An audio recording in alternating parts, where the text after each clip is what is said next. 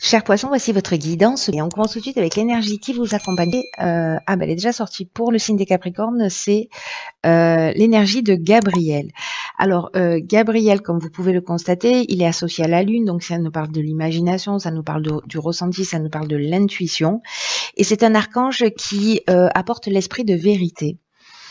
Qui apporte une forme de lucidité, euh, pour sortir de situations de blocage.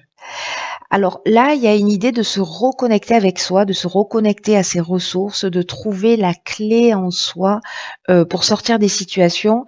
Il y a un travail sur les émotions, parce qu'on est avec la Lune, pour soit reprendre, redevenir maître de son destin, soit pour le rester.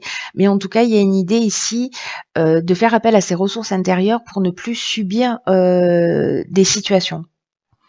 Donc on va voir ce que le tirage nous dit avec l'énergie avec laquelle vous rentrez dans ce mois, cher poisson. Et nous avons le pendu, accompagné de la carte de la femme et de l'abondance.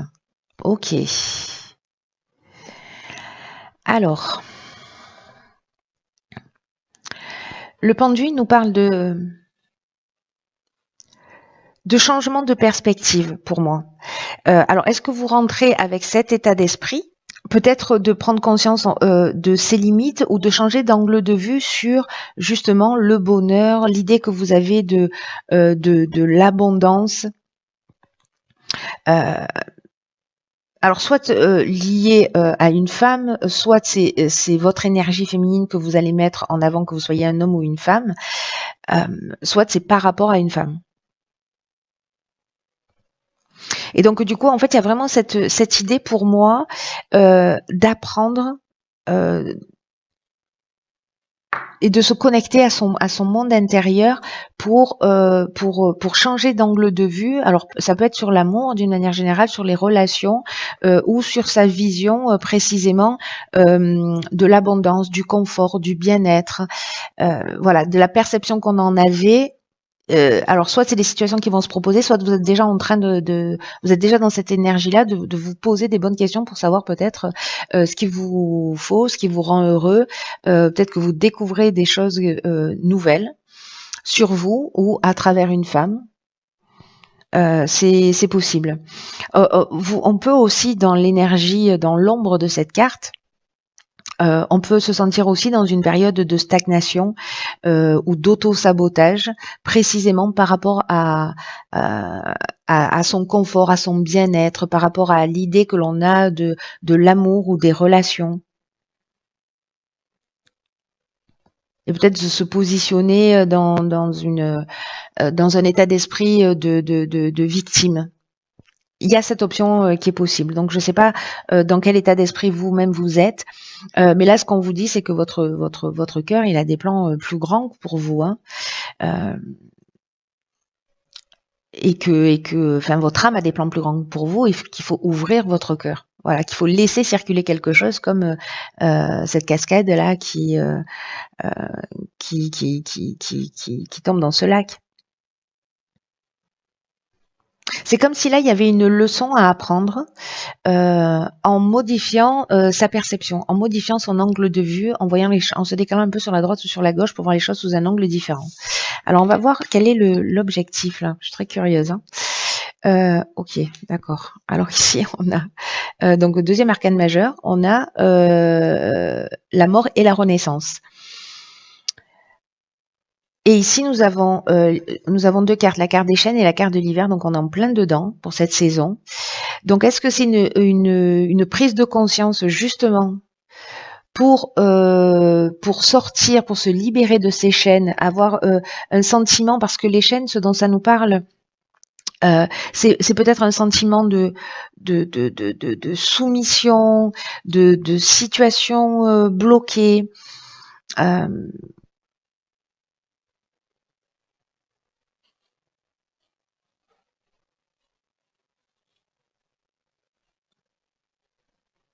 peut-être de dépendance aussi, parce que les chaînes, elles nous parlent de ça, ou peut-être de stagnation de stagnation ou de passivité, peu importe le domaine. Mais ici, j'ai l'impression, parce que là, dans l'obscurité de cette carte, c'est aussi ce que ça nous dit, voilà, qu'il y a possiblement de la stagnation.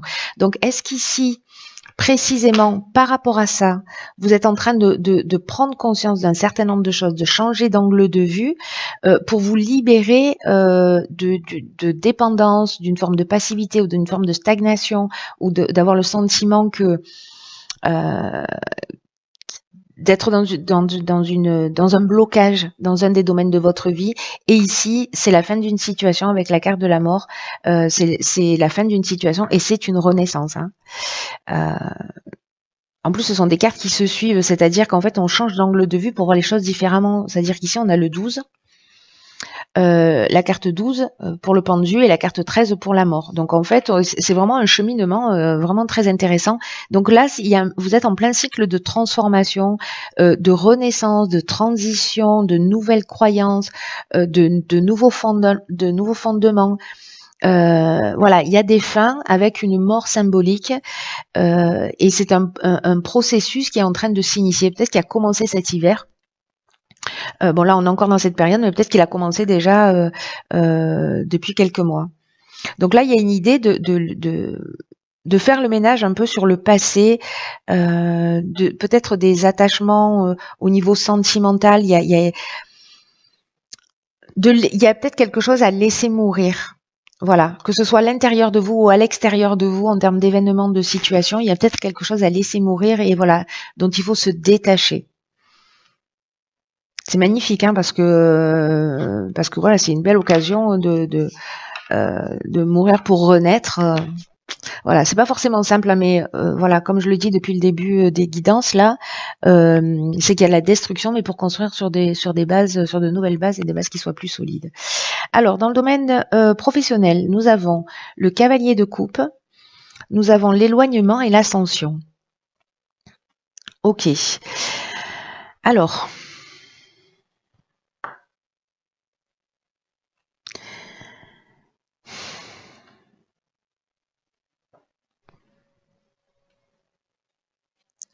Le cavalier de coupe dans le domaine professionnel, c'est quelqu'un qui a une forme d'idéal, une grande sensibilité émotionnelle. Il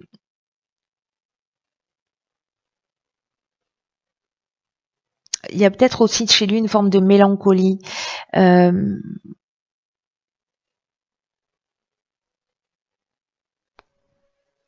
Ou peut-être quelque chose qui n'est pas forcément réaliste, vous voyez, parce qu'il est dans l'imagination. C'est un romantique, hein, voilà, il est dans l'idéalisation, mais il n'est pas très réaliste.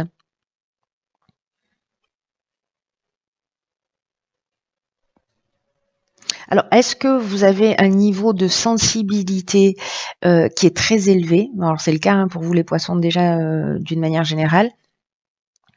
Et alors, est-ce que vous êtes encore plus sensible là sur l'atmosphère, aux opinions des autres? Peut-être que vous allez vous sentir plus visé par tout ce qui se passe. Ou peut-être que vous allez ressentir une forme d'irritabilité ou peut-être d'excès par rapport à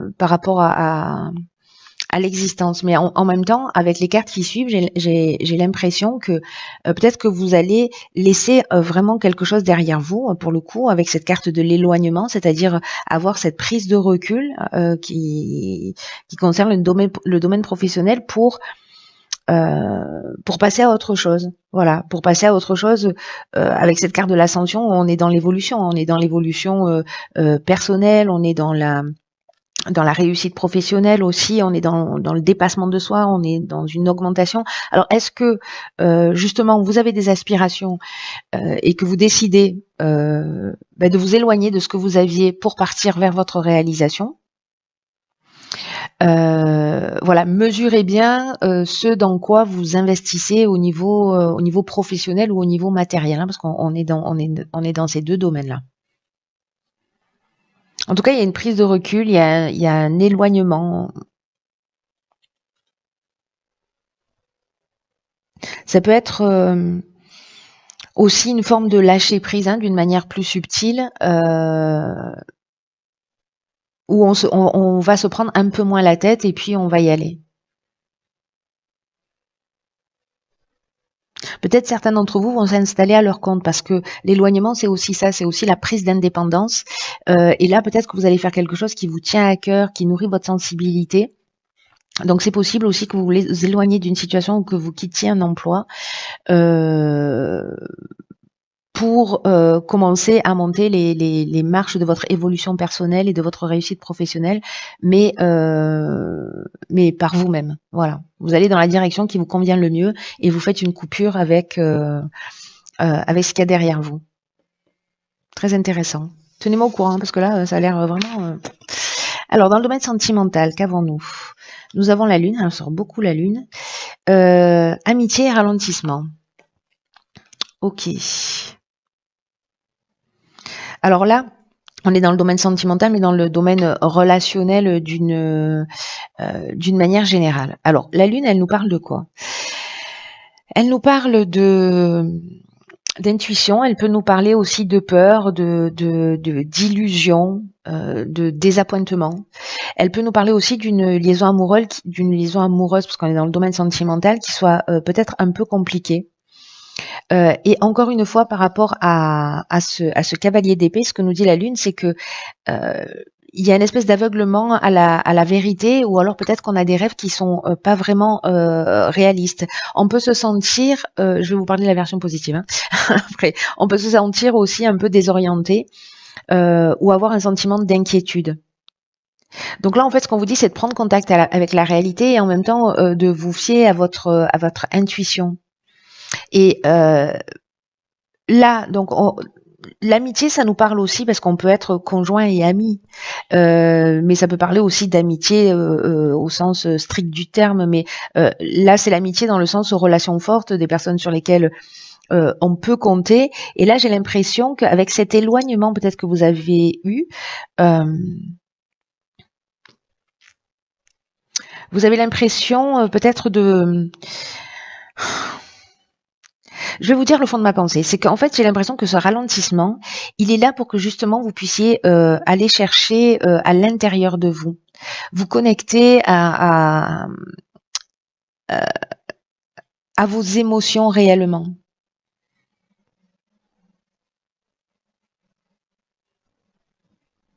Parce que là, on est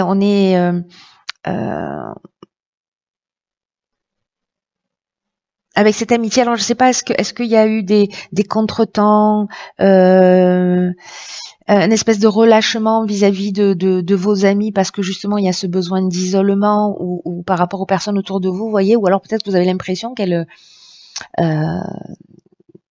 sont elles-mêmes, peut-être parce qu'elles sont elles-mêmes préoccupées par autre chose, elles sont un peu moins présentes pour vous. Mais j'ai l'impression, moi, vraiment qu'en fait, c'est un temps de centrage sur soi, de reconnexion à soi. Là, il y a une idée quand même de trouver sa voie, hein.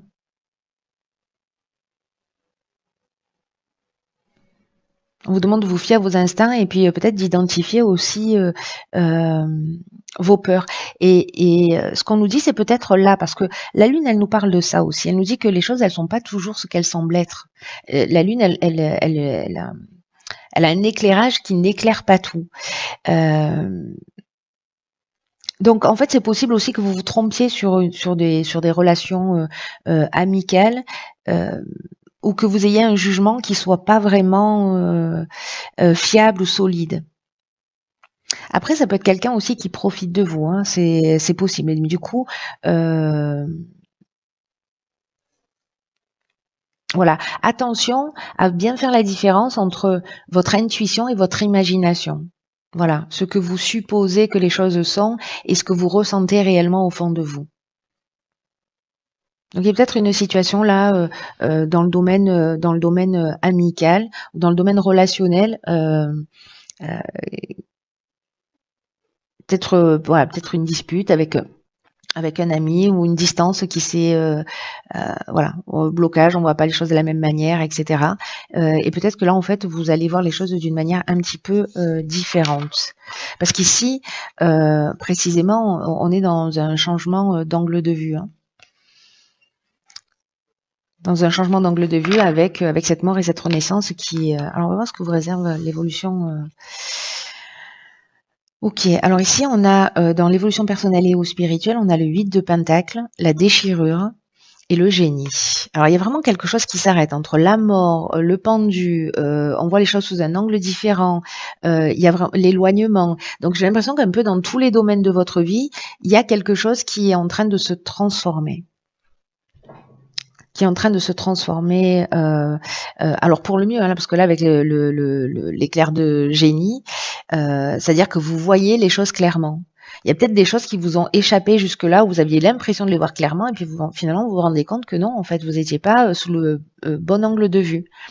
Donc il y a peut-être quelque chose comme ça qui va se proposer à vous pour vous faire voir les choses sous un angle différent. Le 8 de Pentacle, il nous parle de discipline, il nous parle de savoir, il nous parle de justement prendre le temps de poser les choses, d'être persévérant pour obtenir des résultats, et aussi d'apporter une attention minutieuse aux détails. Et il y a une idée aussi d'élargir son savoir. Vous voyez, peut-être d'apprendre quelque chose.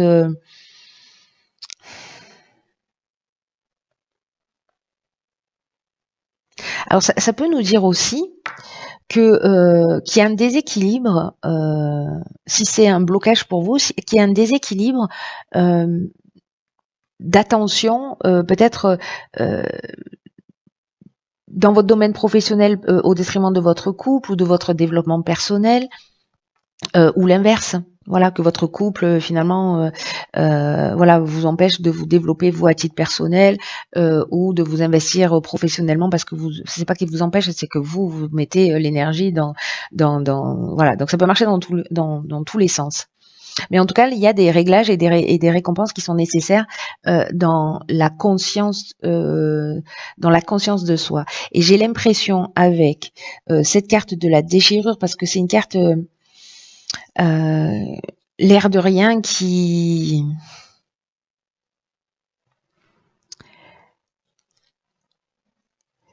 nous parle de changement brutal, qui peut nous parler de cassure, de parcours, de peut-être de colère aussi. Mais vous allez comprendre les choses parce que dans le génie, il y a de l'intelligence relationnelle. Donc il y a peut-être des coupures que vous avez faites, peut-être qu'il y a des compromis que vous devez faire, peut-être avec vous-même pour vous centrer, savoir ce qui est important pour vous. Et là, je pense qu'en fait cette déchirure, c'est soit un changement brutal de perspective, soit une séparation, ce qui apparaît beaucoup en fait sous plein de formes différentes. Donc la séparation, ça ne veut pas dire qu'on va se quitter, qu'on va perdre son job, etc. Hein. Mais c'est juste qu'on adopte un mode de fonctionnement différent, qu'on prend du recul, qu'on prend de la distance. Il y avait peut-être des distances qui existaient déjà et vous allez voir les choses sous un autre angle de vue. Où vous pouvez ressentir effectivement de la colère. Moi, je le vois pas vraiment. Je la vois pas vraiment cette colère, mais comme c'est une des possibilités de la carte, ça peut résonner pour quelqu'un, donc je le partage avec vous. Donc là, il y a une idée d'apprendre quelque chose de nouveau et d'être attentif, peut-être à travailler sur soi, à être dans un travail de compréhension de soi, d'équilibre. Et je pense que vous allez trouver la solution ici. Alors vous avez 2 cartes. Ok, très bien. Alors, nous avons ici la réparation. Dès que vous transformez, vous réparez les choses, vous récupérez toute une énergie dont vous pouvez disposer. La vie est parsemée de leçons planifiées, de coïncidences pour vous faire grandir. Ok, par quoi je commence? Par quoi je commence? La réparation, c'est une carte, enfin ces 2 cartes, elles sont magnifiques parce que ce sont vraiment des points très importants en termes d'évolution, de compréhension et en tout cas de libération précisément d'énergie ou de compréhension. là, ce qu'on vous dit avec la carte de la réparation, c'est que s'il y a des choses qui ne fonctionnent pas chez vous, dans votre vie, même au sens structurel, hein, votre cafetière, elle marche plus, voilà, est-ce que vous la est-ce que vous la gardez dans un coin, voilà, ou est-ce que vous la réparez? Est-ce qu'elle peut être réparée ou donnée? Ou vous voyez, en fait, ça marche vraiment dans tous les domaines de votre existence. Et là, on vous dit que tout ce qui ne fonctionne pas en termes de relations, en termes de schéma, en termes d'évolution, d'activité professionnelle, de relations, de choses structurelles, vous sentez un blocage. En fait, ça bloque votre évolution, ça bloque des situations qui peuvent arriver dans votre existence. Et dès que vous transformez, vous réparez les choses, vous épurez, vous récupérez justement toute une énergie dont vous pouvez disposer comme bon vous semble. Donc, voyez en fait déjà autour de vous ce qui est cassé, ce qui mérite d'être réparé dans votre maison, par exemple. Parce que ou ce qui dysfonctionne dans vos relations et qui peut être réparé aussi. Parce que ce que nous dit cette carte, c'est que ce qui est cassé autour de nous, ce qui dysfonctionne, c'est aussi le reflet, la projection d'une facette de nous-mêmes. Donc, vous pouvez agir sur l'aspect matériel, vous pouvez agir sur l'aspect relationnel, mais ne laissez pas traîner parce qu'en fait, c'est votre bien-être qui en dépend. Voilà, pour récupérer toute cette énergie. La carte du grand plan, quant à elle, j'adore cette carte parce que justement, ce qu'elle nous dit, c'est qu'il n'y a pas de hasard. Il n'y a pas de hasard. Parfois, c'est comment vous dire, c'est un peu compliqué de vivre des situations et de comprendre le sens de ces situations. Et c'est souvent avec le recul, après coup, qu'on se rend compte. Et là, en fait, ce que nous dit cette carte, c'est qu'il y a plein de leçons qui sont planifiées, petites et grandes, de coïncidences, mais que tout ça est là pour nous faire évoluer, pour nous faire grandir. Et là, on vous demande de prendre conscience de tout ce qui vous est montré en ce moment. Peut-être justement de tout ce qui est cassé, de tout ce qui a besoin d'être réparé, recousu. Et utilisez votre intuition pour comprendre le sens de tout ça, parce que là, ce qu'on est en train de vous dire, c'est que la vie est à l'œuvre. Et que vraiment, bon, comme je vous le disais, il n'y a pas de hasard, quoi. Et tout ce qui peut vous troubler dans votre vie, tout ce qui vous arrive en ce moment, ça a vraiment un sens particulier, ça a une raison d'être.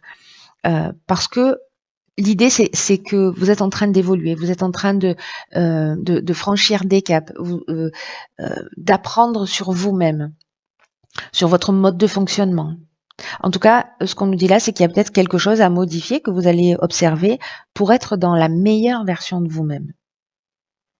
Donc, arrêtez d'incriminer les autres, le hasard, les circonstances de la vie, la malchance.